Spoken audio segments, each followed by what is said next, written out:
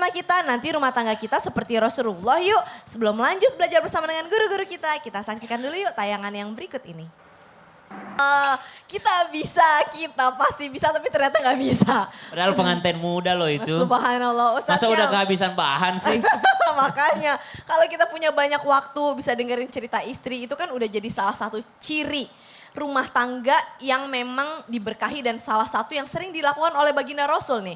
Tapi kalau suaminya perantauan, susah dihubungi, mungkin kita bisa belajar dari kisah Nabi Ibrahim gitu ya. Gimana caranya istri tetap bisa cinta, percaya sama suami yang pergi merantau jauh gitu ya. Tapi gimana cara bisa membangun dan membangun kepercayaan itu? Mohon tausiahnya. Baik, terima kasih Kak Caca, tabe guru kami, Ustaz Ahmad Ridwan, Bunda Tuti, serta guru-guru kami yang dimuliakan Allah Subhanahu wa taala. Al-Qur'an surah Al-Isra ayat 36. A'udzu billahi minasy syaithanir rajim. Allah ولا تقف ما ليس لك به علم إن السمع والبصر والفؤاد كل أولئك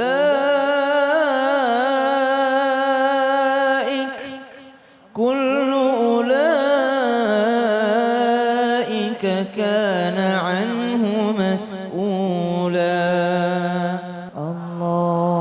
Cukuplah ayat yang singkat dalam surah Al-Isra ini memberikan kita peringatan bahwa inna sam'a sesungguhnya pendengaran, wal basara penglihatan, wal fuada hati ini kullu ulaika kana anhu mas'ula semuanya akan dimintai pertanggungjawaban. Telinganya lebih sering dipakai dengar apa? Dengar gibah atau dengar curhatan istri? Lebih sering dipakai dengar apa? Dengar pengajian atau dengar lagu-lagu yang tidak bermanfaat? Dengar Al-Qur'an atau dengar ngomongin orang? Subhanallah, maka telinga ini akan dimintai pertanggungjawaban sama Allah Subhanahu wa taala. Itulah kenapa para ulama walaupun membasuh telinga itu adalah sunnah dalam wudhu, tapi mereka sangat memperhatikan. Sangat diperhatikan ketika membasuh telinganya, bahkan digosok-gosok. Kenapa? Karena kata mereka banyak orang masuk neraka gara-gara telinga ini. Coba lihat dalam Al-Quran surah Al-Mulk. Takadu tamayyazu minal ghayz. Kullama ulqiya fiha fawjun sa'alahum khazanatuha alam ya'tikum nadhir. Qalu bala qad ja'ana nadhir. Fakadzabna wa qulna ma nazzalallahu min syai' in antum إلا في ضلال كبير وقالوا لو كنا نسمع. Mereka masuk neraka sa'ir, ditanya kenapa bisa? Lau kunna nasma. Seandainya dulu telinga kami pakai mendengarkan sesuatu yang baik-baik. Datang peringatan tapi telinga kami tidak pakai. Maka kalau kita hubungkan dengan rumah tangga, maka telinga ini dipakailah untuk mendengarkan daripada 20.000 katanya istri. 20.000 kata-kata. Kalau Kak Caca 27.523 kata sehari. Dipakai telinga mendengarkan. Bagaimana kalau jauh? Kalaupun berjauhan ada alat komunikasi. Bagaimana tadi Nabi Ibrahim alaihissalam ketika meninggalkan jauh daripada Siti Hajar, ada doa. Rabbana inni askantu min dzurriyyati biwadin ghairi dzi zar'in inda baitikal muharram. Dia minta sama Allah Subhanahu wa taala, memang ya Allah ku tinggalkan di sini, tapi mereka tidak ku tinggalkan sendirian. Mereka kutitipkan kepadamu ya Rabb. Memang tidak ada manusia yang membersamainya, tapi ada Engkau yang Maha menjaga. Artinya menitipkan pasangan kepada Allah Subhanahu wa taala itu adalah hal yang sangat penting untuk kita lakukan. Menitipkan di tempat yang terbaik juga adalah sesuatu yang sangat penting untuk kita lakukan. Contoh, orang tua menitipkan anaknya di pondok-pondok pesantren. Ada pondoknya Ustaz Ahmad Ridwan misalnya, Bunda Tuti misalnya. Dititipkan di tempat yang terbaik, insya Allah salah satu cara supaya bisa menjaga daripada rumah tangga tersebut. Amin, Allahumma amin. Jadi intinya adalah sebelum kita melakukan komunikasi itu memang titipkan dulu kepada Allah. Betul. Dan komunikasi itu memang harus dibina. Dan salah satu sunnah Rasul adalah mendengarkan curhat istri. Karena kadang istri cuma pengen didengerin doang. Pengen dengerin doang. Gak usah diiyain, gak usah diinggain. Dengerin aja Tapi udah. semua kembali lagi pada hati ya. Kalau lagi hatinya lagi cinta-cintanya, mau dicuekin tetap cinta. Oh. Tapi kalau lagi hati kesel-keselnya, mau dipuji-puji pun tetap kesel. Baik. Jadi balik lagi kepada hati. Gimana cara kita menata hati. Masya Allah, jazakallah khair. Ustadz Syam, luar biasa. Gimana ibu-ibu? Apa kita sudah siap menata hati yang ada di rumah juga? Insya Allah dong. Habis belajar kita langsung menata hati ya. Langsung praktek. Nah langsung yuk kita curhat lagi nih sama guru-guru kita. Karena sekarang kita masuk ke segmen Curhat dong Ustadz. Iya, kami curhat. Siapa yang mau curhat? Angkat tangan Bapak Ibu. Ayo semangat. Gantian deh sekarang bapak-bapaknya ya. Silahkan Pak. Silahkan ke Pak, monggo. Meriki Pak, monggo mau. Adik istrinya ini suaminya nih. Jenengan namanya siapa Pak? Terima kasih.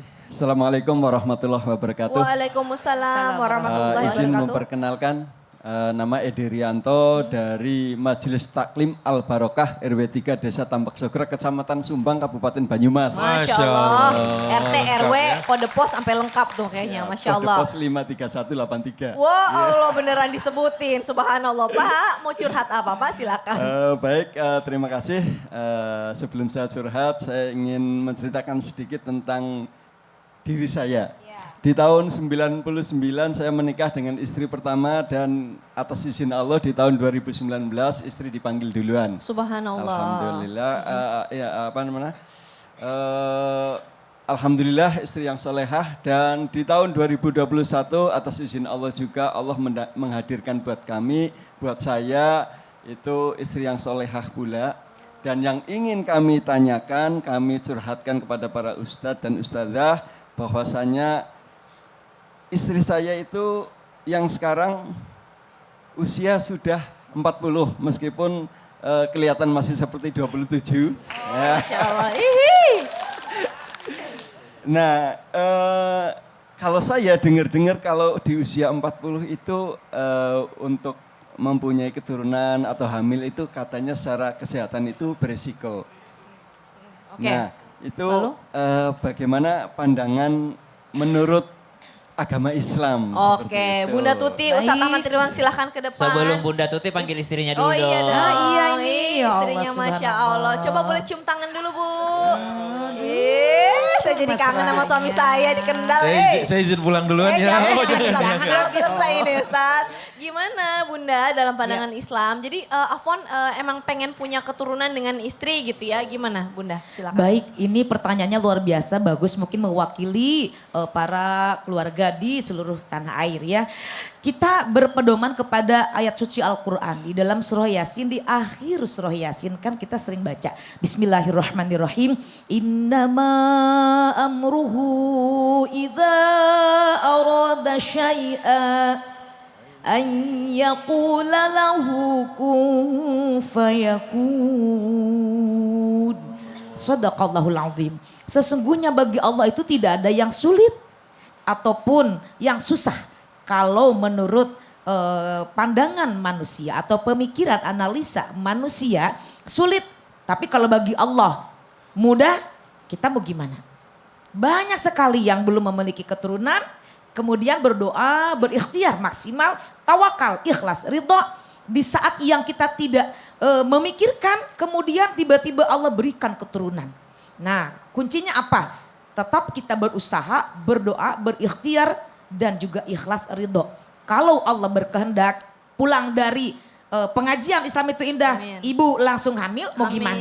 Amin. Allahumma Ya enggak? amin. Gimana Abi Ridwan? Setuju? Setuju banget ya, Masya Iya. Allah. Jadi kalau ditanya tentang hal tadi, sangat mungkin Pak Edi. Pertama ibu kita, yaitu Ibunda Khadijah, itu dinikah Rasulullah kan usia 40 ya. Justru dari beliaulah anak Rasulullah lahir. Nah, itu pertama ya, secara case historical ada. Terus yang lebih dari itu yang kalau menurut hitungan manusia nggak bisa, apa kata Zakaria? Rabbi inni wahanal azmu minni, washta'ala ra'su syaiba, walam akum bidu'aika rabbi syaqiyya. Ya Allah, tulang belakangku sudah merunduk, sudah membungkuk. Dan juga rambutku sudah menyala, artinya beruban. Tapi aku tidak pernah berputus asa untuk senantiasa melangitkan doa kepadamu. Nah, walaupun semua alasan kemanusiaan sudah disampaikan di hadapan Allah. Wa mra'ati akhirah. Istri saya juga sudah masuk masa menopause. Tapi kok kata Allah, ya Zakaria gitu. Dipanggilnya dengan namanya langsung, ya kan? Kata Allah, aku akan memberikan anak kepadamu walam yaku syai'a. Sebelumnya nggak pernah ada ini. Kamu nggak pernah ada, bagiku mudah. Gitu ya. Nah, itulah makanya kemudian akhirnya Nabi Zakaria tambah yakin tentang hal itu. Kata Bunda Tuti, yakin, ikhlas, sabar dan ikhtiar. Begitu. Yakin buat kita susah punya anak, buat Allah mudah menciptakan seorang anak tuh sangat mudah gitu ya. Sangat. Insya Allah udah cukup menjawab Pak. Ada lagi yang mau dijawab nggak Pak Edi? Terima kasih, cukup. Cukup. Ibu Masya gimana? Allah. Udah cukup? Oke, boleh cium tangan lagi dong atau dipeluk suaminya dong. Aduh ya Kita Allah, lagi pengen- gak caca manas-manasin aja ya. Iya nih, jadi bikin kita cemburu gimana gitu. Terima kasih Pak Edi. Silakan kembali ke tempat duduk. Silakan Iya. Ibu. Semoga cepat diberi Masya momongan Allah. ya. Insya Allah, Amin. amin. Allahumma amin. Aku juga pengen nambah lagi nih insya Allah. Amin. Nah kemudian siapa lagi yang ingin bertanya? Boleh dong, boleh curhat. Ayo angkat tangan. Ayo semangat. Oke, di sebelah sini deh. Silakan Ibu. Afwan permisi ya Pak. Tengah-tengah. Ibu siapa namanya? Dari mana? Monggo silahkan. Terima kasih. Perkenalkan nama saya Supriyatin dari Majelis Taklim Al Barokah dari Desa Tambak Sugra RW 5 RW 3 RT 3 Kecamatan Jombang Banyumas. Baik, Ibu Supriyatin apa yang pengen dicurhatin Bu? Ya, saya ingin curhat dengan Ustazah boleh? Boleh.